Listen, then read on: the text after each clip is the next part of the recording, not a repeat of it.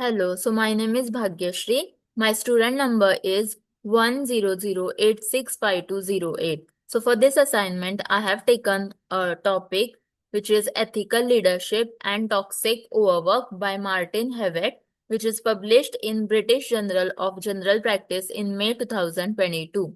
So in this generic critique, I will be discussing about the article's relevance, its quality, and how it connects to the concept that we have already studied in the ethical leadership course. I will also be looking at some of the key factors that whether the article is well written, is it interesting, and how it has a deeper understanding of ethical leadership and the main ideas that it represents. It should also have ethical frameworks that we have already covered in the class. So the first and most important question is this article well done, interesting, and useful? So yes, this article is well written, very simple, and it has a clear language that anyone can understand and read, making it even more accessible for both healthcare professionals and the people outside this profession. It has avoided the technical terms and it has used the practical explanation that anyone can follow. I would say that this article has been very useful because it has explains not only what toxic overwork is, but it has also mentioned some of the key factors on ethical issue. It has made some strong connection between the problem of overwork and the impact that it has on staff well-being, patient safety, and leadership responsibility. The author has also showed that it is really important in a workplace that that should matter, like ethics and responsibility should matter in a workplace. Now we will be going ahead with the second question, that is, does it help us understand the ethics leadership? So I would say that yes, it has clearly connects the leadership ethics by addressing key principle like benefits, which is doing good, and non-malfeasance, which is avoiding any sort of harm. And it has also emphasized on ethical leadership, which is about protecting both staff and patient from any sort of harm. And it has also ignored like toxic workload that could be damaging. And it has also like challenges the current NHS approach, which focuses heavily on individual resilience training. The article also suggests that putting all the responsibility on individual is unfair and ineffective. Instead of that, systematic change should be needed. So this is about that. Main ideas of this article is like workload is a top cause of any stress in a healthcare, even more than bullying or any sort of issue. Leaders and the organization must take a direct responsibility for safe workloads and the pressure on the individual. They should see what's happening in the workplace. Also, the toxic overwork cause harm in several sort of way. It damages the staff mental health. It increases the risk of errors, and also people don't feel comfortable working. So the another factor is hypothesis and conclusion. So I would say that this article hypothesis is about overwork in a healthcare, and it's not just personal weakness, but it's a ethical problem that needs to be taken into consideration, and it requires a lot of solution from the system level. And it also I would conclude that ethical leadership should actively also protect the staff from unsafe workloads. So it can create a culture where people can speak up about the unsafe condition that they have suffered. So supporting environment should be there in the workplace. And the references I would say for this article I have taken is the article like strengthens the argument by referencing the statistic from UK Health Safety Executive on workplace stress.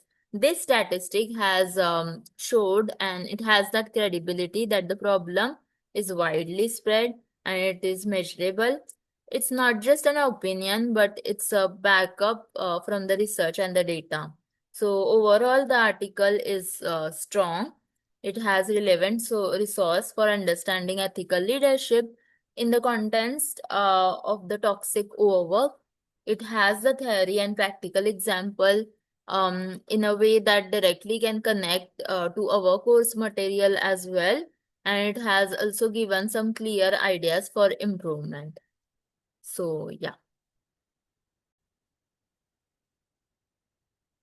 Okay, so now we are going ahead with video 2, that is leader perspective. So as a leader, it's my responsibility is to set the tone for ethical workplace culture. So I am the one who sets the priorities, I allocate the resources, I like have some sort of actions that can like being toxic to continue.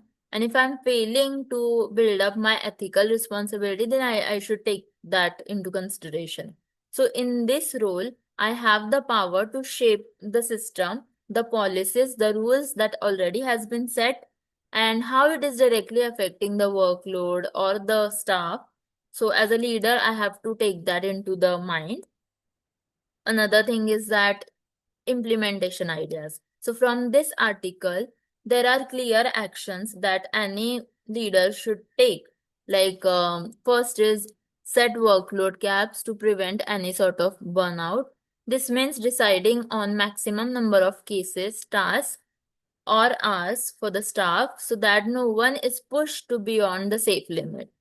Then comes establish the black alert system to manage the excessive patient demand. So this would actually work like emergency safety value. So when the workload crosses the critical limit, we divert, we schedule the task so that staff can work with safely, like in a safer environment. Then comes model healthy work habits. So if I send emails at midnight, I'm signaling that overwork is normal and it's expected. But by taking breaks or finishing it on time, setting some sort of boundaries, I can encourage my staff to do the same.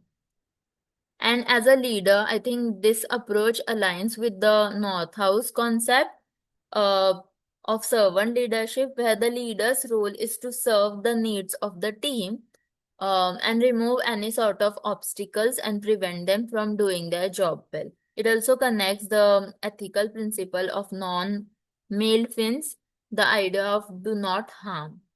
So in our course discussion as well, we have seen that the leaders have the responsibility to create that environment where employees can succeed without sacrificing their health. And Another example that I would like to put up here is in one of the hospital case study, I came across that leaders has implemented the workload management system and hired part-time support staff during the peak season. So within a year, staff turnover dropped by 15% and the patient satisfaction, like it has improved. So this shows that even the small and well-planned changes as a leader can have a big impact. So as a conclusion, I would say that ethical leader should take some responsibility for creating a safe and sustainable work environment.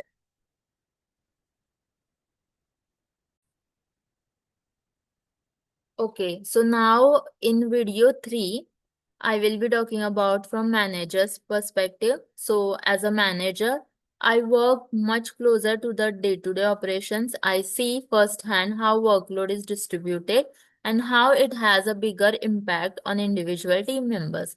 So while executing the work, it is really important for managers to they are the ones who make sure that the policies are carried out effectively, and they can also raise some sort of action so when something is not working.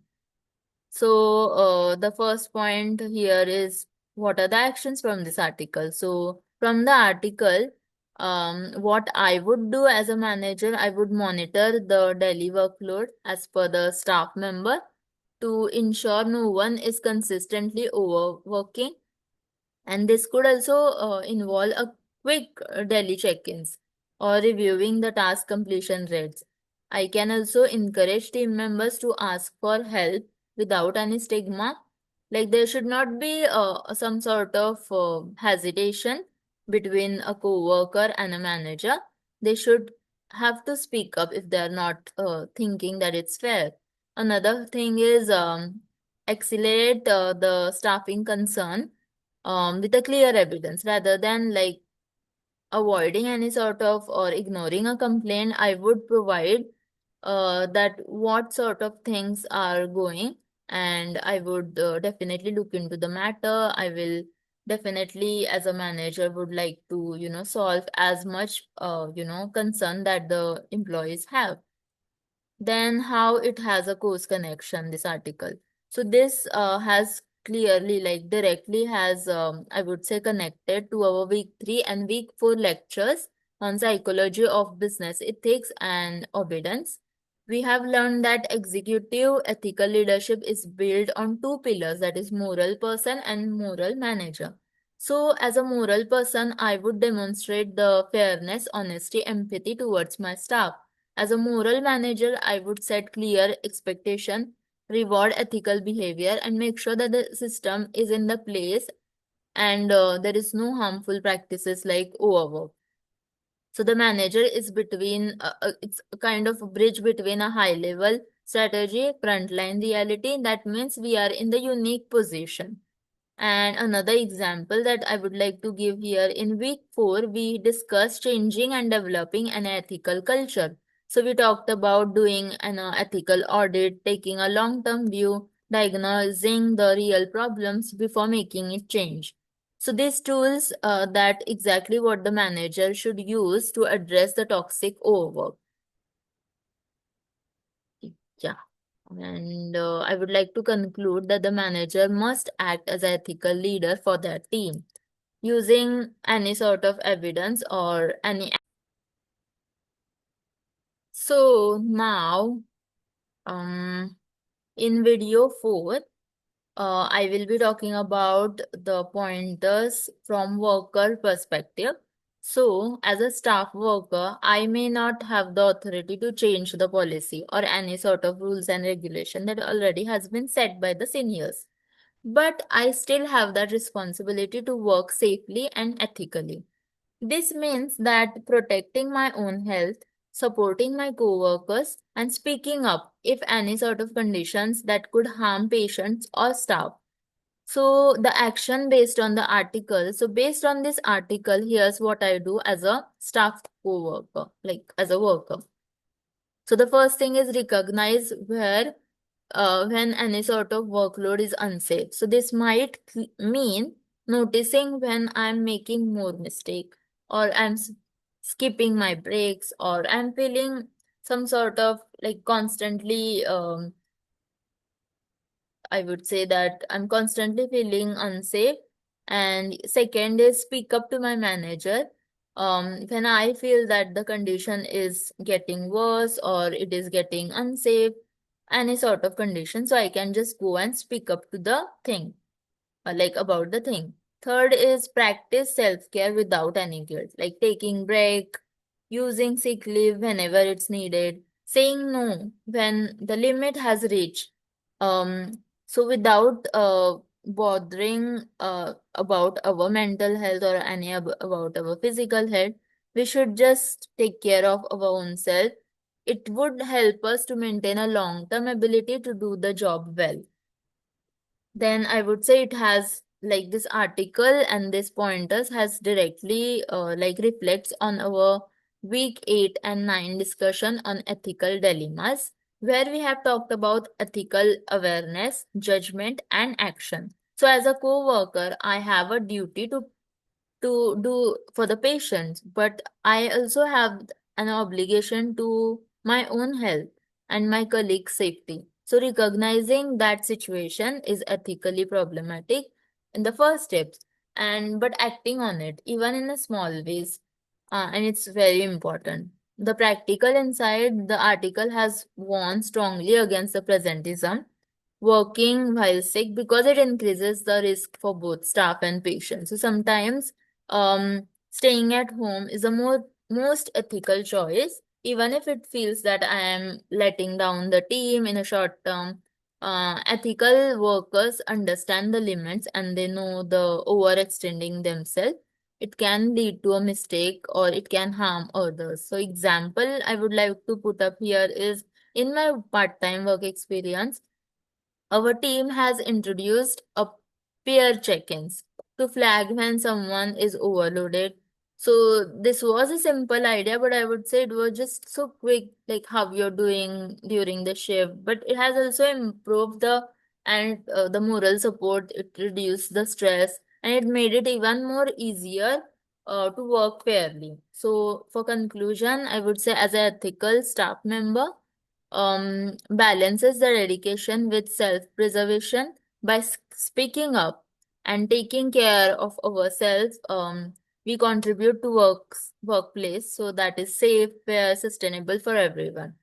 So yeah, this is about the video number 4. So before I conclude, I would like to acknowledge the sources, the references that I have taken for my analysis. First is the article itself by Hewett, which is Ethics and Toxic Overwork, and it has been published in British Journal of General Practice. Second is Northouse PG, that has published in 2021, Leadership Theory and Practice, and it was done by Sage Publications. Third resource is the UK Health Safety Executives, which was about the 2021 statistics on work-related stress, anxiety, and depression. And finally, our ethical leadership course lectures and debates, which has clearly provided me some sort of analysis and framework that I applied during my presentation today. So thank you.